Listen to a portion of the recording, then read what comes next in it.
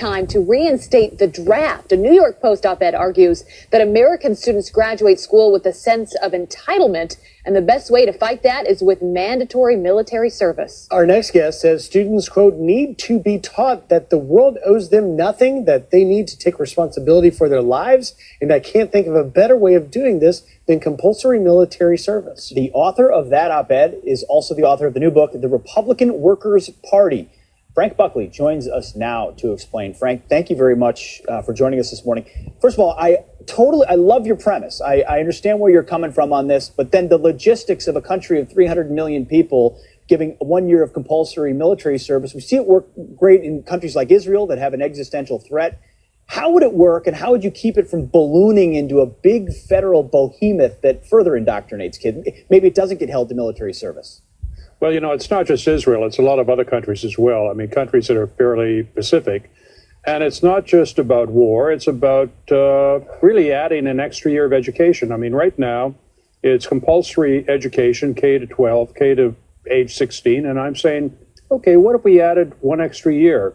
Because what that would do would be to teach our students something they don't get from their K-12 education, which is a sense of responsibility, a love of the country, and also the idea that we're all part of one American family, right? I mean, you know, on Memorial Day, maybe we should remember that the one thing which really serves to unify the country more than anything else has been service in the military. People in the military have better values and a stronger sense of identification with the country.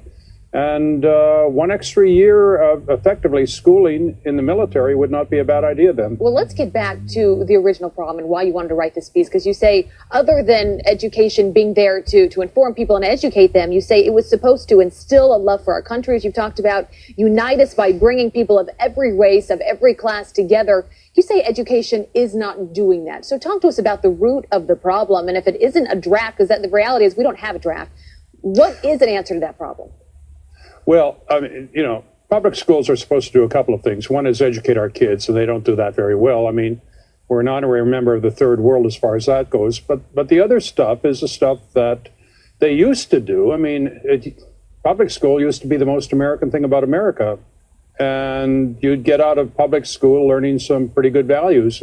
And now the teaching corps has completely abandoned that mission. Where you would find it would be in the military. So I'm saying one extra year, you know, up to now it's age, you know, to age 16, add another year.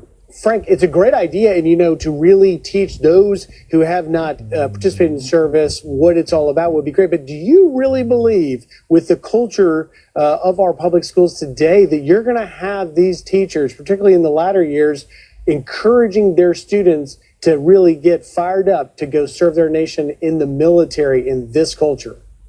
No, not at all, and that's the point. The teacher corps, the National Education Association will be completely opposed to that. Why? Because it would teach a love of America, it would teach personal responsibility, all the things they hate. So yeah, all the more reason why we should do it. The only people I feel sorry about in all of this would be the drill instructors.